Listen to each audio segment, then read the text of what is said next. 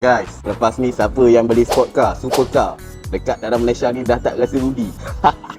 Sebab Malaysia nak perkenalkan satu sistem tool baru yang tak ada palang, MLFF ataupun ANPR. Yang ini sistem canggih, luar negara dah pakai, Malaysia baru nak guna pakai. Apa maksudnya MLFF dengan ANPR ni? Dia satu sistem yang mana korang lalu dekat tol dah tak payah nak tunggu palang buka sebab dah tak ada palang. Yang mana sistem ni menggunakan kamera capture, yang mana dia capture korang punya number plate dan terus didak dekat akaun yang link dengan app Just Go. So lepas ni korang dah tak payah nak berhenti, tak payah nak tunggu sensor untuk buka palang. Dah tak ada dah istilah lupa top up touch and go lepas ni. Sistem tol baru ni dijangkakan akan diuji guna start Oktober tahun ni untuk 13 plaza tol. So macam mana korang nak pakai? Senang je, korang boleh download app Just Go dan korang kena daftar secara details dekat dalam apps tu untuk alamat. Jangan korang salah pula letak alamat, nanti tiba-tiba jiran pula dapat surat saman atas nama kau.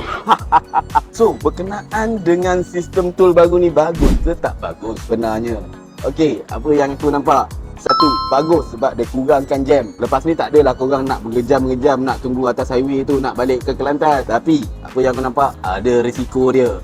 Yang pertama, kemungkinan kamera boleh capture atas nombor plate kau bila kereta lain yang lalu. Jadi cas tu kena kat kau. Ataupun kemungkinan data peribadi kau bocor ataupun leak dekat mana-mana agensi yang lain. Tak mustahil, dah pernah terjadi. Ataupun orang guna nombor plate kau untuk suka-suka langgar lampu merah ataupun lalu dekat tol, kau juga kena bayar. Aduh, tapi aku ada satu komen. Kenapa kerajaan nak keluarkan duit yang banyak dekat sistem tol ni bagi melancarkan jalan, tapi jalan raya still lagi berlopak, still lagi berlubang, still lagi tak jatuh.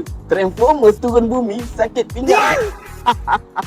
So apa yang aku boleh sarankan, teknologi boleh nampak canggih, tapi yang nampak dekat depan mata ataupun nampak dekat atas jalan tu still berlubang-lubang, tak guna. Sultan Banker, pinjam macam bos, bayar macam pro, hidup macam Sultan. Assalamualaikum.